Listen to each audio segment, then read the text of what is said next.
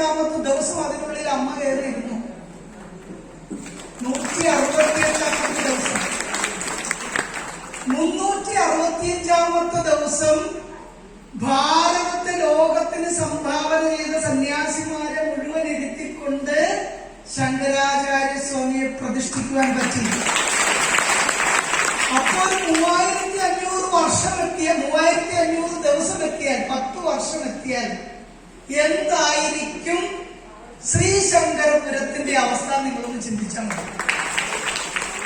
അതിനു വേണ്ടിയിട്ട് പറയുന്ന ഒരു കാര്യമാണ്, ഒരു മുസ്ലിം പള്ളിയില് എന്തെങ്കിലും ഒരു ബുദ്ധിമുട്ട് ഒരു മുസ്ലിം സഹോദരൻ ഉണ്ടായാൽ അവരെല്ലാവരും പള്ളിക്കാരടക്കം പട്ടക്കാരടക്കം ഒന്നിച്ചിരുന്നുകൊണ്ട് ആ കുടുംബത്തെ കൈകൊടുത്തുയർത്തുന്നു. കേരളത്തിലെ എത്ര ക്ഷേത്രങ്ങൾ കോടാനുകോടി വരുമാനം ഉണ്ടായിട്ടും കൈയിട്ട് വാരുന്നതല്ലാതെ ഏതെങ്കിലും ഒരു ഹിന്ദുവിന് ഉപകാരപ്പെട്ടിട്ടുണ്ടോ? നിങ്ങൾ ആലോചിക്കണം. നിങ്ങൾ ഇവിടുന്ന് വണ്ടിയും പിടിച്ച് വെള്ളവും പിടിച്ച് ദൂരെയുള്ള ദേവസ്വം ബോർഡ് പോലുള്ള മഹാക്ഷേത്രങ്ങളിൽ കൊണ്ടുപോയി കോടിക്കണക്കിന് രൂപ കൊടുക്കുമ്പോൾ നിങ്ങൾ ആലോചിക്കണം, നിങ്ങളൊന്ന് വീണാൽ ഈ പറയുന്ന ഒരു ക്ഷേത്രവും നിങ്ങളെ രക്ഷിക്കാൻ വരില്ല. നിങ്ങളുടെ മുറ്റത്തെ ക്ഷേത്രങ്ങൾ ഉണ്ടാകുന്നു എന്നുള്ള ഓർമ്മപ്പെടുത്തലാണ്. കഴിഞ്ഞ ഒരു വർഷം ഈ ക്ഷേത്രത്തിലെ ചെലവ് ഞങ്ങൾ കൂട്ടുന്നില്ല. ഒരു വർഷം ഭക്തജനങ്ങൾ വളരെ കുറവായിരുന്നു. എന്നിരുന്നാലും ഒരു വർഷം ഏകദേശം 4.5 ലക്ഷം രൂപ ഈ ക്ഷേത്രത്തിൽ വന്നിട്ടുണ്ട്. ആ 4.5 ലക്ഷം രൂപയും ഇന്ന് ഈ വേദിയിൽ വെച്ച് ഇതിന്റെ യജമാനൻ ആക്സിഡന്റിൽ അച്ഛൻ മരിച്ച ഒരു കുട്ടിയുടെ വിവാഹത്തിന് കൊടുക്കുകയാണ്. എനിക്കതിനെ കുറിച്ച്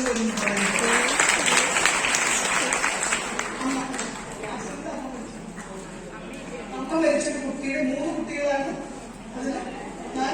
അതിന് 4 ലക്ഷം രൂപ ഇന്ന് ഇവിടെ വെച്ച് കൊടുക്കുകയാണ്. ഇവിടെ 4 കോടിയാണ് വരുമാനമെങ്കിൽ അടുത്ത വർഷം അതിന് 10 പേർക്ക് കൊടുക്കും. കാരണം നിങ്ങൾ പ്രാർത്ഥിച്ചിരുന്ന നിങ്ങളുടെ ധനം ഈ അമ്മ തിരുവഴിയുടെ മുന്നിൽ നിന്ന് എങ്ങും പോവില്ല. നിങ്ങള് വളരെ ബുദ്ധിമുട്ടിലാണ് കഴിയുന്നതെന്ന് ഞങ്ങൾ അറിഞ്ഞാൽ നിങ്ങളെ സഹായിക്കുവാൻ തന്നെയായിരിക്കും ആ ധനം ഉപയോഗിക്കാമെന്ന് ഈ ശ്രേഷ്ഠമായ ആചാര്യങ്ങളുടെ മുന്നിൽ വെച്ച് സത്യപ്രതിജ്ഞ ചെയ്യേണ്ടത്. ഈ ക്ഷേത്രം ഭക്തജനങ്ങളുടേതാണ്, ഭക്തജനങ്ങൾക്ക് വേണ്ടിയുള്ളതാണ്. നിങ്ങളുടെ ഐശ്വര്യവും അഭിവൃദ്ധിയും തന്നെയാണ് അമ്മ കാംക്ഷിക്കുന്നത്. അത് തന്നെയാണ് തന്ത്രി എന്ന നിലയിൽ ഞാൻ കാംക്ഷിക്കുന്നത്. ഞങ്ങളുടെ പൂജാരി വന്ദം അതിനെ കാംക്ഷിക്കുന്നത്. എനിക്ക് ഇന്നൊരു വലിയ സന്തോഷവും കൂടെ ഉണ്ട്. ദാസത്യം കണ്ടോന്നറിയില്ല, ഇന്ന് ഞങ്ങളുടെ തൃക്കൂർ എന്ന് പറയുന്ന ഒരു ദേശമുണ്ട്, തൃക്കൂർ ക്ഷേത്രം. കഴിഞ്ഞ തന്റെ ജന്മം മുഴുവൻ ഗുരുവായൂരപ്പന്റെ മുന്നിൽ ഭാഗവത പാരായണം നടത്തി ഗുരുവായൂരപ്പന്റെ പ്രീതി വരുത്തിയ പരശുരാമൻ നമ്പൂതിരിപ്പാട് എന്നൊരു വ്യക്തിത്വം വരാലിച്ചിരി ബുദ്ധിമുട്ടുണ്ടെങ്കിലും ആ തൃക്കൂർ ക്ഷേത്രത്തിൽ നിന്ന് കുടുംബസമേതം ഇവിടെ എത്തിയെന്നുള്ളൊരു സന്തോഷം. അപ്പൊ ദാസേട്ടൻ ഗുരുവായൂരപ്പനാണ്, ഞാനൊരു ഗുരുവായൂർ പ്രവർത്തനാണ്.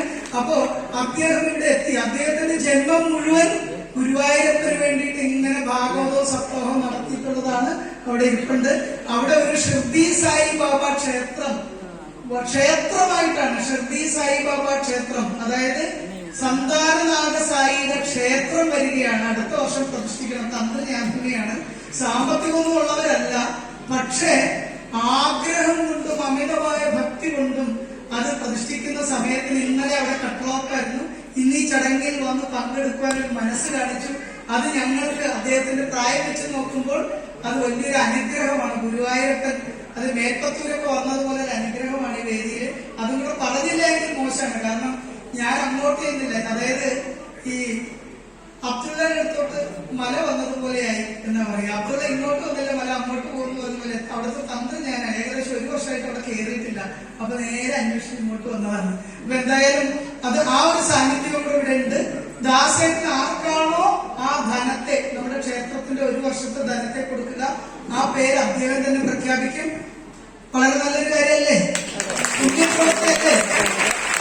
ഇതിനൊക്കെ ക്ഷേത്രങ്ങൾ പണ്ടുകാലത്ത് നമ്മുടെ മക്കൾ വീട്ടിൽ ഡാൻസ്, പാട്ട്, പുല്ലാങ്കുഴൽ, വീണ, വയലിൻ, മൃദംഗം, കഥകളി, ഓട്ടംതുള്ളൽ, ചാക്യാർകൂത്ത് എല്ലാം പഠിച്ചിട്ട് ആദ്യം അരങ്ങേറിയിരുന്നത് എവിടെയാ? ഏതെങ്കിലും ക്ലബിന്റെ സ്റ്റേജിലാണോ? അല്ല, കലാദേവത നിറഞ്ഞാടുന്ന നമ്മുടെ ക്ഷേത്രത്തിലാണ്. അതിന് വഴിയൊരുക്കിയില്ല എവിടെ? സാക്ഷാൽ മൂകാംബികാദേവി ദിവ്യ സരസ്വതി ഭാവത്തിൽ കുടിയിരിക്കുന്ന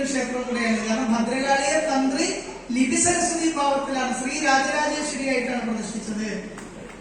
ശങ്കരാചാര്യ സ്വാമിയുടെ പാദക പ്രതിഷ്ഠ അതോടനുബന്ധിച്ചിരിക്കുന്ന സാക്ഷാൽ സാംബ സദാശിവൻ, അംബ സദാശിവൻ, ശിവകുടുംബത്തിൽ ആ ഭഗവാനെ ശ്രീ രാജരാജേശ്വരനായിട്ടാണ് പ്രതിഷ്ഠിച്ചത്. രാഷ്ട്രീയക്കാരൊക്കെ എന്നും പോകണ്ട, ഇവിടെ വന്ന് പ്രാർത്ഥിച്ചാൽ മതി. സത്യസന്ധത എന്റെ അപ്പ ജയിക്കും. സത്യസന്ധത വേണം, എന്നാലും ജയിക്കും. അല്ലെങ്കിൽ ആ ഒരു അനൗൺസ് ചെയ്തിട്ട് അപ്പൊ തന്നെ മാറ്റും. എന്തായാലും ഈ ഒരു വലിയ കാര്യം ഈ സന്യാസി സമൂഹത്തിന് മുന്നിലും ഋഷിവര്യന്മാരുടെ മുന്നിലും ഇവരൊക്കെ ഇവരുടെ പരമ്പരകൾ നമുക്ക് തന്നതും മാത്രമേ ഉള്ളൂ. ഭാരതത്തിലുള്ള ആരൊക്കെ ഭാരതം കൊള്ളയടിച്ചു എന്നിട്ടും പോകാത്തത് നമ്മുടെ ആത്മീയ പൈതൃകമാണ്. അപ്പൊ അതുകൊണ്ട് സന്യാസി ശ്രേഷ്ഠന്മാരുടെ മുന്നിൽ വെച്ചിട്ട് ദാസദ്ദേഹം ആ മോളുടെ പേര് പ്രഖ്യാപിക്കും. അടുത്ത വർഷം നിങ്ങൾ അമ്പലത്തിൽ വന്ന് കൂടുതൽ ധനമൊക്കെ ഇട്ട് വഴിപാട് നടത്തണം.